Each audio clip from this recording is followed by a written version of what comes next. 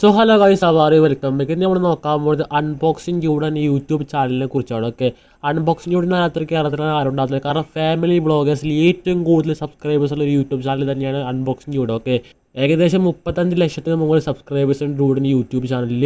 Unboxing Jude YouTube ചാനലിലെ main content ക്രിയേറ്റേഴ്സിന് പറഞ്ഞാൽ dude and ഡൂഡിയാണ്, അതായത് സാലിഹ ആൻഡ് സാലിഹ. ഓക്കെ, ഈ സാലിഹ എന്ന് പറയുന്ന വ്യക്തി കഴിഞ്ഞ ദിവസം ഇൻസ്റ്റാഗ്രാമിൽ ഒരു റീൽ ഇട്ടിരുന്നു, നമ്മളെ വെനസ്ഡേ ആഡംസിൻ്റെ ഒരു റീൽ. ഓക്കെ, ആ റീൽ ഒന്ന് കാണിച്ചു തരാം. Before he's dead, because hands with my hands above my head, like Jesus said that I'm gonna dance with my hands above my head, dance together, forgive him before he's dead, because hands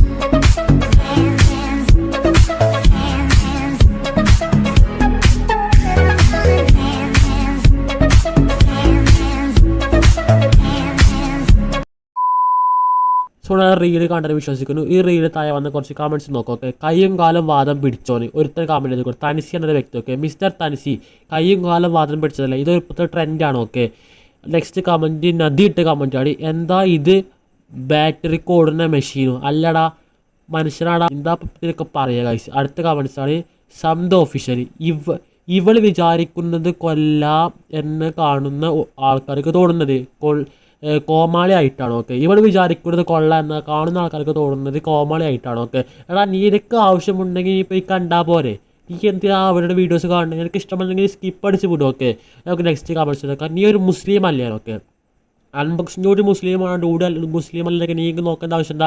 പിന്നെ ഇപ്പോൾ main content എന്താ വെച്ചാൽ ഇവിടെ മുസ്ലിം ആയതിനു ശേഷം തട്ടിട്ടില്ല. Okay, തട്ടമാണ് ഇവിടുത്തെ main വിഷയം എന്ന് പറയുന്നത്. നീ മുസ്ലിം അല്ലെന്ന് ചോദിച്ചതിൻ്റെ കാരണം തന്നെ തട്ടിടാതെ റീൽ ചെയ്താണ്. ഓക്കെ, തട്ടിട്ട് റീൽസ് എന്താ പുണ്യാളത്തിയാണല്ലോ. ഓക്കെ, നെക്സ്റ്റ് കാണാം.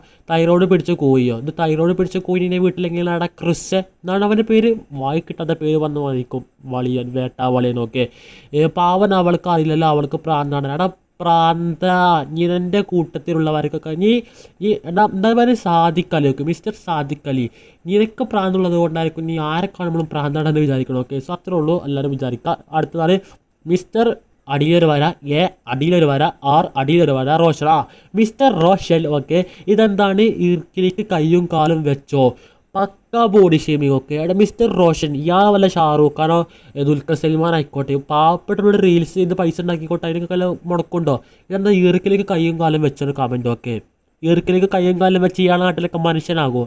അറിയാത്തത് ചോദിച്ചാൽ മനുഷ്യ. ഓക്കെ, ഇയാളെ പിന്നെ സുന്ദരനാണല്ലോ, അപ്പോൾ പിന്നെ പറയേണ്ട ആവശ്യമില്ലല്ലോ. ഓക്കെ, അതിൻ്റെ താഴെ നമ്മുടെ സ്വന്തം ഗൈസ് ആ ഒരു റീലിൽ നമ്മൾ ഹൽഫല വിലോജ് ഒരു കമൻറ്റ് ചെയ്തിട്ടുണ്ട്. കമൻറ്റ് വായിച്ചതാ. Guys, why are you body shaming, that's her nature, why are you try make joke of someone, we all are creators of good, so respect everyone, if you don't want see just scroll why wasting time by commenting. എത്രയുള്ള പറയാനുള്ളത്, നിങ്ങൾക്ക് ഇഷ്ടമില്ലെങ്കിൽ നിങ്ങൾ video scroll അടിച്ച് കളിയുക. ഇൻസ്റ്റാഗ്രാമിൽ ആ video കാണുന്ന നിർബന്ധമില്ലല്ലോ, നിങ്ങൾ scroll അടിച്ച് കളിയുക.